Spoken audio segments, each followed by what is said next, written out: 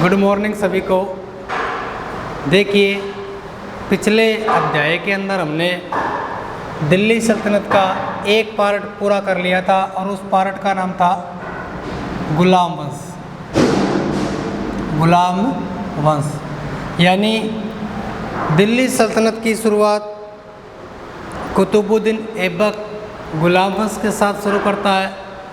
तत्पश्चात इल्तुतमिश जो कि इसका वास्तविक संस्थापक, उसके बाद रज़िया सुल्तान और रज़िया सुल्तान के बाद की अगर अपन बात करते हैं तो बलबन।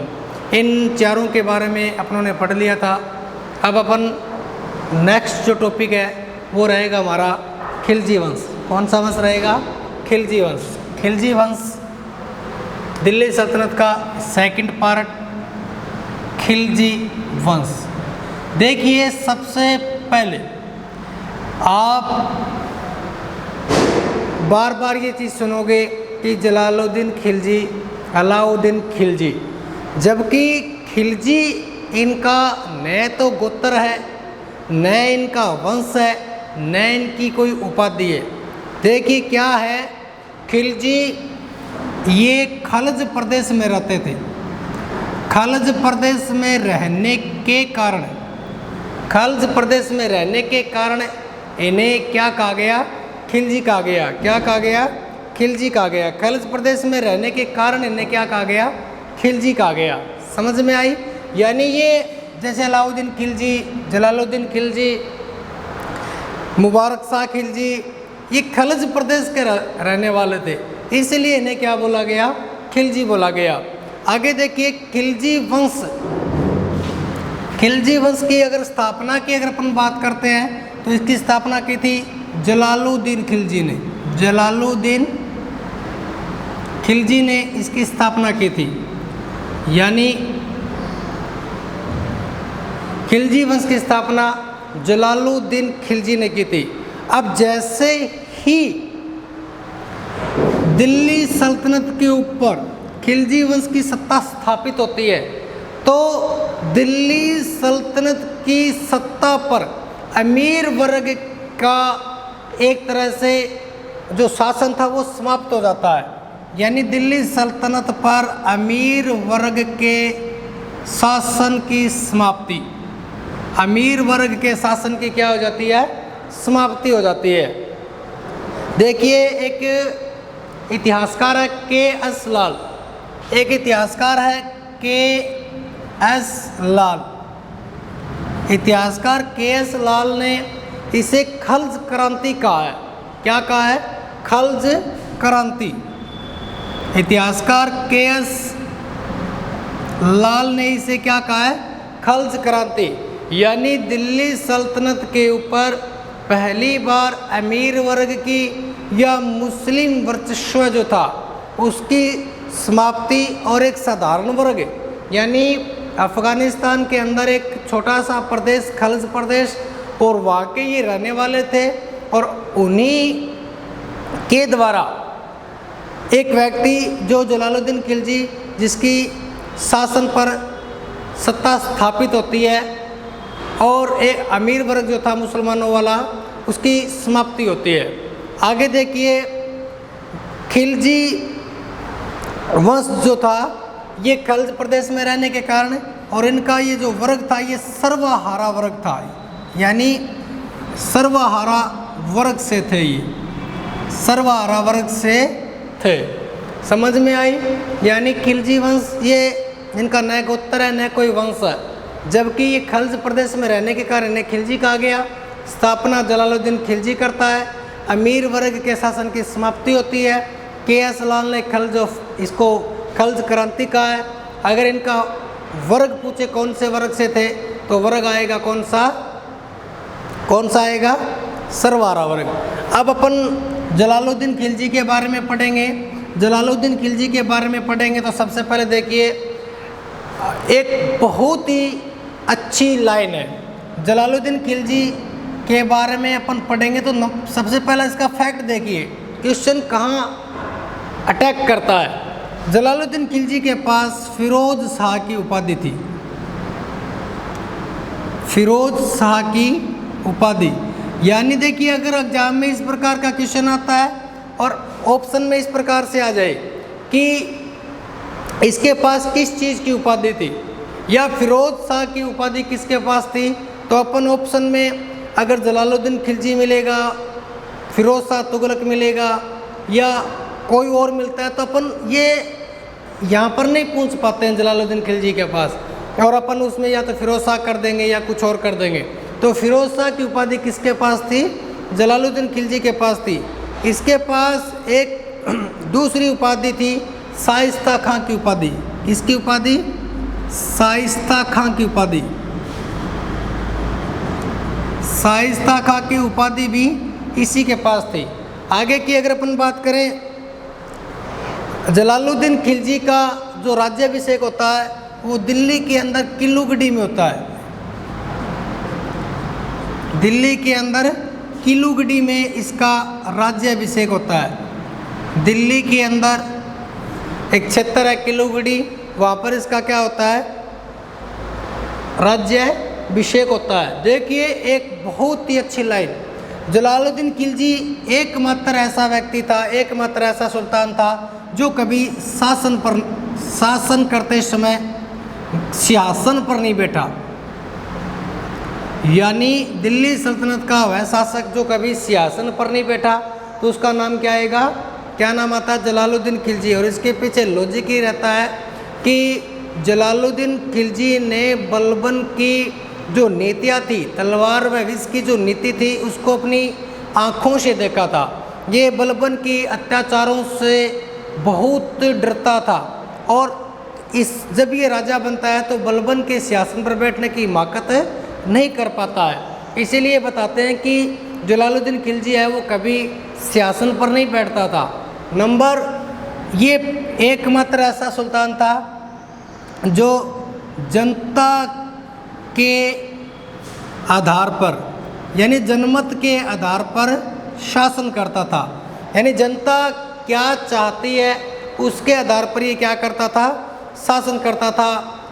जनता की इच्छा पे आधारित, जनता की इच्छा पे आधारित शासन करने वाले या जनता की इच्छा के अनुरूप अपने नियमों का पालन या नियम बनाने वाले सुल्तान का अगर नाम आए तो नाम किसका आता है, जलालुद्दीन खिलजी का आता है। दूसरा, एक बार इसके समय बताते हैं कि सीधी मौला, सीधी मौला जो गज ए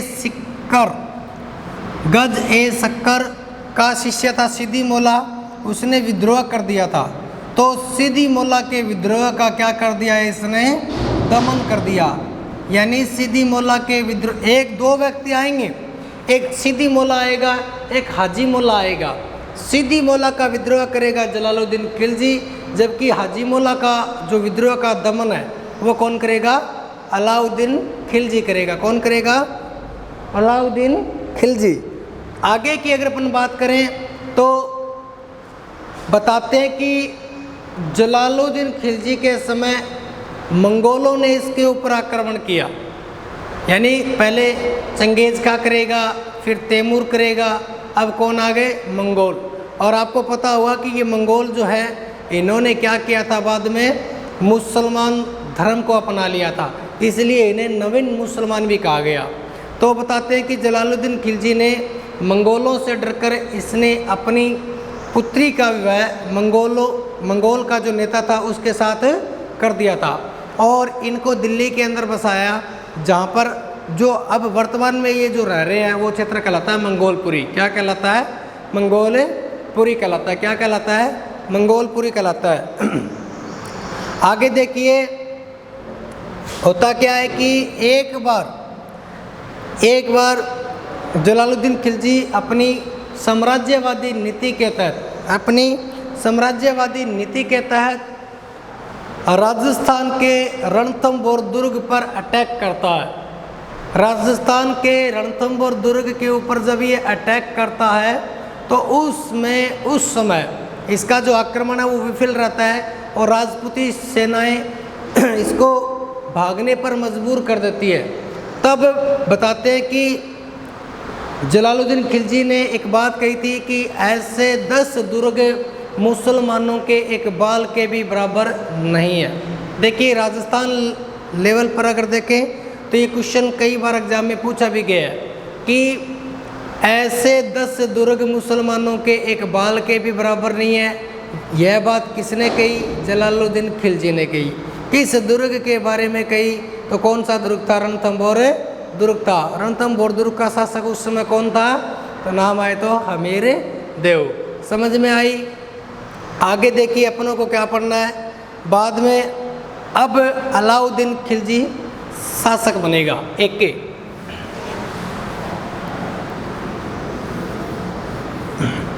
अलाउद्दीन खिलजी देखिए अगर अपन यहाँ पर भी पढ़ेंगे इसको, और जब राजस्थान हिस्ट्री पढ़ते हैं तो आपको ये बात बताने की ज़रूरत नहीं है कि अलाउद्दीन खिलजी का कितना हस्तक्षेप रहा है राजस्थान की हिस्ट्री में। अलाउद्दीन खिलजी, अलाउद्दीन खिलजी। देखिए अब इसके एक एक फैक्ट्स पढ़ते हैं। सबसे पहला फैक्ट देखिए, अलाउद्दीन खिलजी जो था वो जलालुद्दीन खिलजी यानी जलालुद्दीन खिलजी का दामाद था और इसका भतीजा भी था। दामाद व भतीजा था। अलाउद्दीन खिलजी के बचपन का जो नाम था वो गुरशप था। क्या था? गुरशप।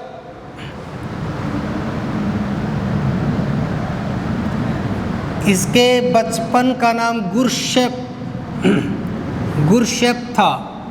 नंबर 3 देखिए अलाउद्दीन खिलजी। देखिए अलाउद्दीन खिलजी जो है ज़रूर इसकी नीतियाँ खराब रही होगी, लेकिन इसके बारे में कहा जाता है कि इसने साम्राज्यवादी युग का यानी सल्तनत काल का साम्राज्यवादी युग की संज्ञा दी है।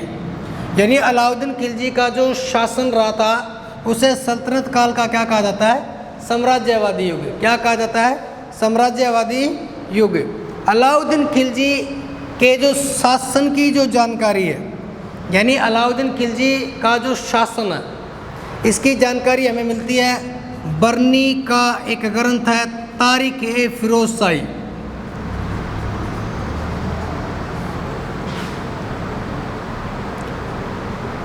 तारीख-ए-फिरोजशाही।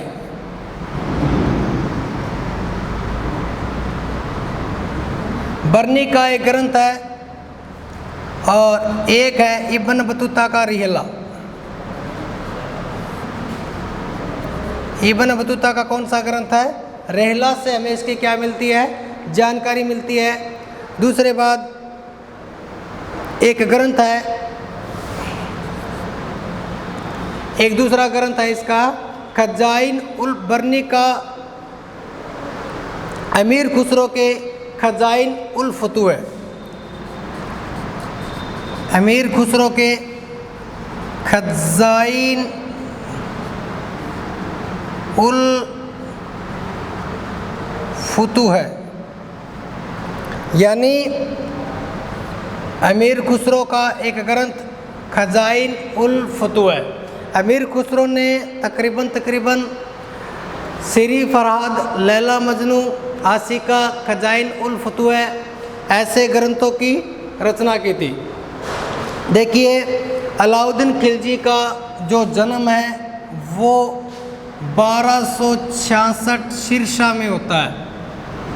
इसका जो जन्म है वो 1266 में कहा होता है? सिरसा में होता है।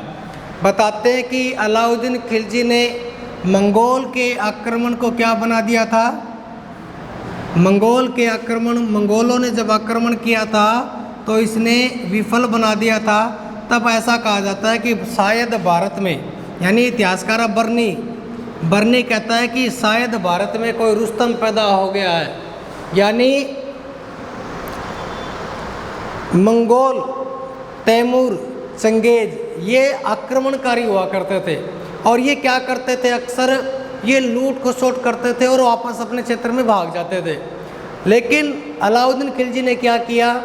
मंगोल आक्रमण को भी क्या बना दिया था? विफल बना दिया था। तब कहा जाता है कि बर्नी कहता है कि शायद भारत में कोई रुस्तम पैदा हो गया है, शायद भारत में क्या हो गया, कोई रुस्तम पैदा हो गया है। इसका राज्याभिषेक जो है वो 1296 में दिल्ली के लाल महल में हुआ था। यानी इसका राज्याभिषेक दिल्ली के लाल महल में हुआ था। दिल्ली के लाल महल में हुआ, जिसे किसने बनवाया था, बलबन ने बनवाया था। किसने बनवाया था, बलबन ने बनवाया था।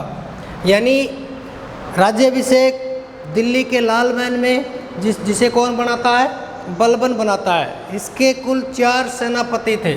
इसके कुल कितने सेनापति थे, 4 सेनापति। उल्लुग खां, नुसरत खां, अलप खां एंड जफर खां। इसके कुल 4 सेनापति थे, उल्लुग खां, नुसरत खां, अलप खां, जफर खां। इसे सिकंदर ए सानी, यानी इसके पास एक उपाधि थी सिकंदर ए सानी। सिकंदर ए सानी यानी दूसरा सिकंदर। अलाउद्दीन खिलजी को सिकंदर ए सानी यानी दूसरा सिकंदर, और एक इसके पास थी जनता का चरवाहा। जनता का चरवाहा, इसे सिकंदर ए सानी, और दूसरा इसको बोला जाता है जनता का चरवाहा। इसके पास कुल कितने सेनापति, 4। उल्लुग खां, नुसरत खां, अलप खां एंड जफर खां। सिकंदर ए सानी और जनता का चरवाहा की इसके पास क्या थी, उपाधियाँ थी। इसका राज्याभिषेक दिल्ली के लाल महल में, जिसे किसने बनवाया, बलबन ने। देखिए आगे अगर अपन बात करते हैं तो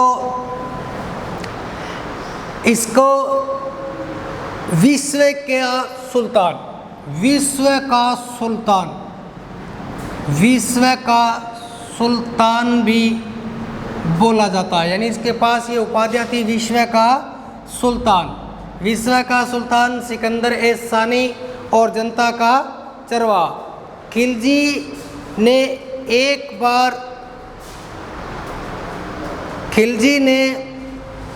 एक बार ऐसा नियम बनाया था अपने साम्राज्य के अंदर, जिससे उसने कहा कि अब भारत के अंदर किसी भी धर्म का कोई हस्तक्षेप नहीं होगा।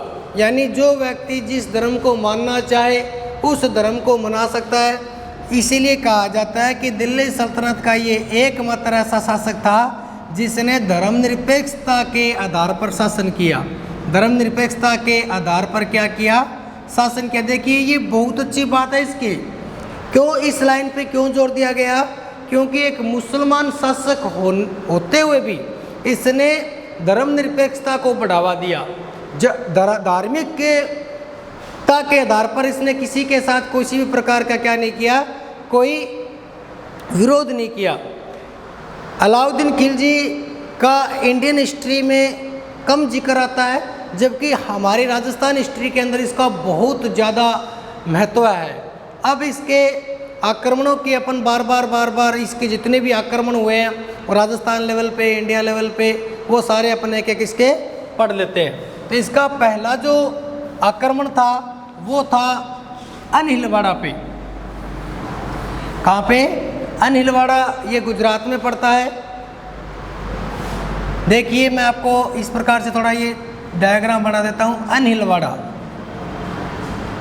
अनहिलवाड़ा, यहाँ पर अलाउद्दीन खिलजी ने अलप खां को भेजा। यानी इसके 4 सेनापति थे, उल्लुग खां, नुसरत खां, अलप खां एंड जफर खां। ऐसे अनहिलवाड़ा, ऐसे अलप खां। यहाँ पर इसको भेजता है 1299 के अंदर। कब, 1299 के अंदर ये इसको भेजता है। और यहाँ का जो शासक था वो था कर्ण बघेला। शासक का क्या नाम था, कर्ण बघेला। बताते हैं कि अलप खां ने एक विशाल सेना के माध्यम से कर्ण बघेला या अनिलवाड़ा पे अटैक करता है, और अटैक करने के बाद बताते हैं कि कर्ण बघेला यहाँ से भाग जाता है। और इसकी पत्नी थी कमला देवी, कमला देवी, और यहाँ पर एक इसकी पुत्री थी देवल रानी। देवल रानी, देखिए इसकी नीतियाँ बहुत ही खतरनाक है। अलप खां अनिलवाड़ा पे आक्रमण करता है, विशाल सेना लेकर कर्ण बघेला भाग गया तो इसकी पत्नी कमला देवी से अलाउद्दीन खिलजी ने विवाह कर लिया और इसकी जो पुत्री थी देवल रानी उसके साथ अपने पुत्र का विवाह करवा दिया खिज्जर खां का। कमला देवी से स्वयं ने शादी कर ली और अपने पुत्र की शादी किसके साथ करवा दी? उसकी पुत्री से। कर्ण बघेला यहाँ से भाग गया। ऐसा बताया जाता है कि अनिलवाड़ा में यहाँ पर इसको एक व्यक्ति मलिक काफूर नाम का एक हिजड़ा मिला था। यहाँ पर इसको अलाउद्दीन खिलजी ने 1000 दिनार में खरीदा था, इसलिए इसे 1000 दिनारी भी कहा जाता है। देखिए एक कमेंट आता है अमीर खुसरो का। अमीर खुसरो ने एक बात कही थी कि शाही जो मुकुट होता है ना, शाही मुकुट जो होता है उसका एक एक मोती जो गरीब जनता होती है उसके रक्त से बना होता है। यानी कमेंट बहुत अच्छा है कि शाही मुकुट का प्रत्येक मोती गरीबों के रक्त से बना होता है। ये बात कहने वाला कौन है? अमीर खुसरो। अमीर खुसरो ने कुल 5 किताबें लिखी थी, जिसके अंतर्गत सबसे पहली पुस्तक का नाम आता है आशिका, उसके बाद लैला मजनू, शेरी फरहाद,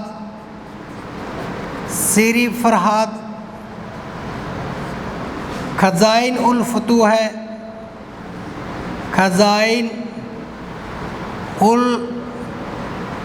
फुतूह एंड 5वीं जो पुस्तक है उसका नाम है तुगलकनामा। देखिए 1299 में अलाउद्दीन खिलजी ने, देखिए अलाउद्दीन खिलजी की जो नीति जो थी ना वो साम्राज्यवादी नीति थी।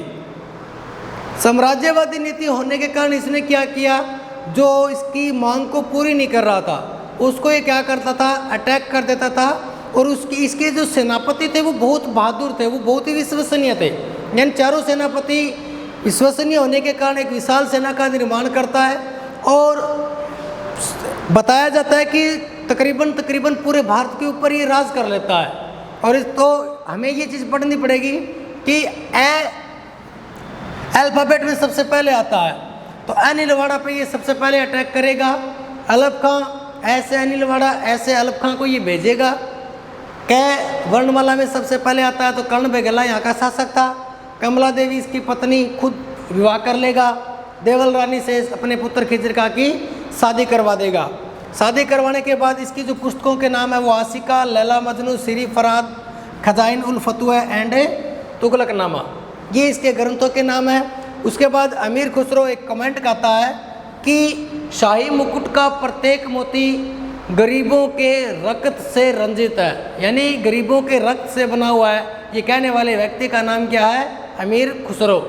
इस के जितने भी आगे के जो आक्रमण है वो अपन बाद में पढ़ेंगे। पहला आक्रमण होगा अपना रणथंभौर वाला, वो अपन नेक्स्ट वीडियो के अंदर पढ़ेंगे। वीडियो के अंदर आपको कोई सुझाव देने हो, कोई दिक्कत लगे या आपको कोई चीज़ समझ में नहीं आ रही तो आप कमेंट बॉक्स में मुझे बता सकते हो। आप लिख देना क्वेश्चन, मैं उसका रिप्लाई आपको दे दूँगा। धन्यवाद।